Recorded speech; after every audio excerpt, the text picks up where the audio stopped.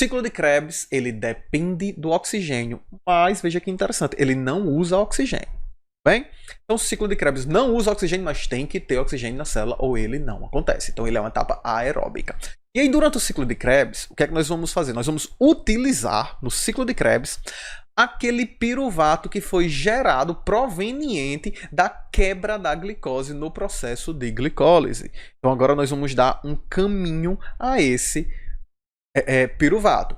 E o caminho que nós vamos dar a ele, aí você deve ter em mente que o ciclo de Krebs ele ocorre no interior da mitocôndria. Então, para que o ciclo de Krebs ocorra, para que a respiração celular tenha continuidade, o piruvato gerado na glicólise será então levado para o interior da mitocôndria.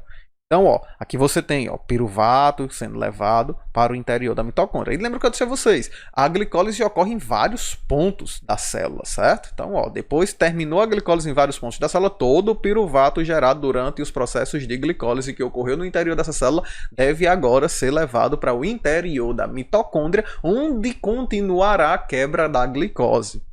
Agora, através do ciclo de Krebs. Tudo bem? Só tem um probleminha.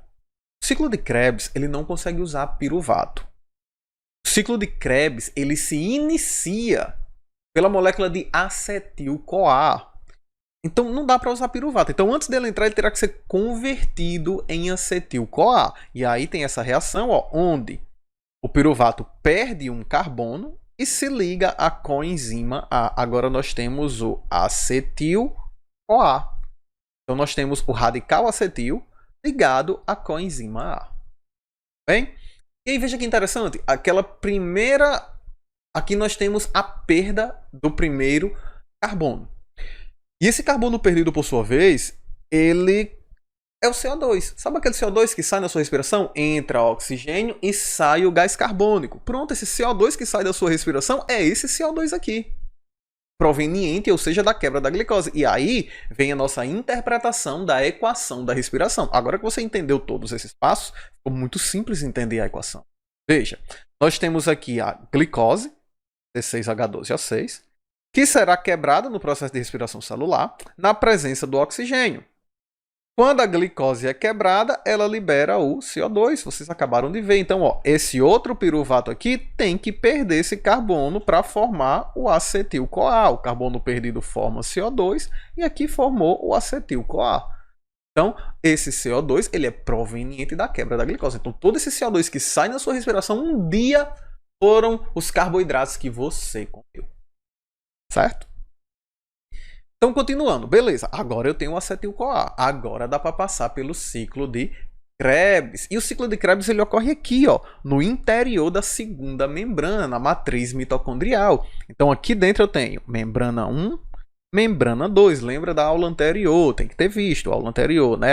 O interior dessas organelas. Nas organelas, quando eu mostrei a mitocôndria para vocês, eu disse que a mitocôndria ela apresentava duas membranas, uma membrana externa e uma membrana interna. Então, dentro da segunda membrana, certo? É onde ocorre o ciclo Krebs. Bom, então ele está acontecendo aqui dentro. Então isso que vocês estão vendo é o ciclo de Krebs. Olha para cá, ó, moléculazinha de acetil-CoA, que é essa molécula aqui, que vai passar por todo esse conjunto de reações. Beleza, professor, mas eu tenho que memorizar essas reações? Óbvio que não. O que é que vocês têm que saber daqui?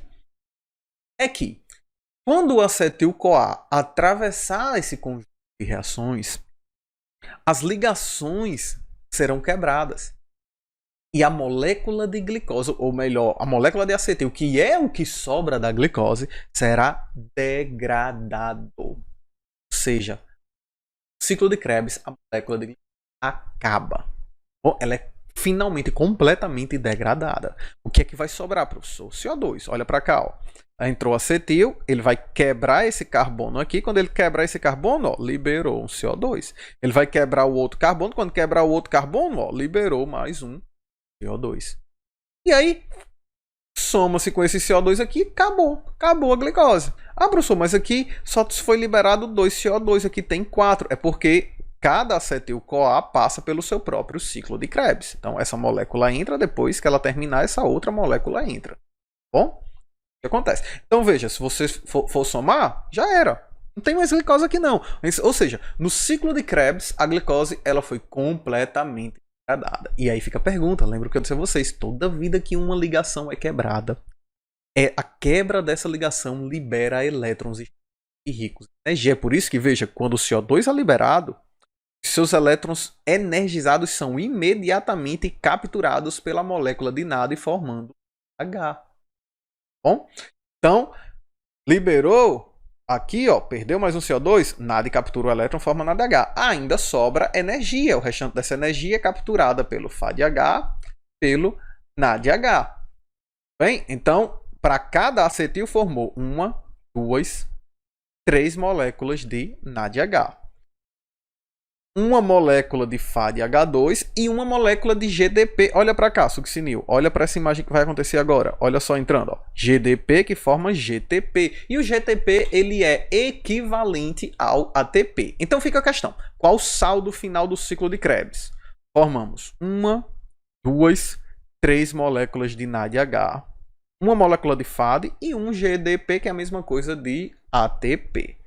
Bom, beleza, mas não era 3 de nada, e por que aqui está 6? Porque são 2 moléculas, pessoal. Então, isso aqui é para uma molécula. Mas lembra que a gente vem falando lá da glicólise? Na glicólise formaram-se 2 moléculas de piruvato. Então, aqui é para cada molécula de acetil-CoA. Piruvato depois quebrado e vira acetil-CoA. Então, cada molécula gerou isso aqui. Então, o saldo final para as 2 moléculas são 6 NADH, 2 FADH2, e 2 ATP, que na verdade são 2 GTPs, mas é a mesma coisa de ATP. Então eu coloquei aqui já como ATP para não gerar confusão. Bem? Então, com isso, finalizou o ciclo de Krebs e com isso finalizou a degradação da glicose. Não tem mais glicose. Já era. Era uma vez a glicose, acabou. Toda a glicose virou CO2. Está aqui, ó, CO2, CO2. Então, deu CO2, deu CO2. Aqui também vira CO2, CO2. Então, gerou aqui as 6 moléculas de CO2. Então, a glicose foi completamente degradada. Você pensa, professor, mas não são 3 etapas? Não sobrou nada para a terceira etapa? Sobrou e se sobrou. Sobrou 2 NADH, mais 6 NADH do ciclo de Krebs, mais 2 FADH2 do ciclo de Krebs. Esses caras aqui estão carregando elétrons ricos em energia. E a função da terceira e última etapa da respiração celular é fazer uso dessa energia para a produção de ATP. E aí acaba que é nessa última etapa aqui onde o grosso do ATP é gerado, onde a maior parte do ATP será gerado a partir da energia extraída da glicose, que está armazenada na molécula de NADH e FADH2 na forma de elétrons. Bem?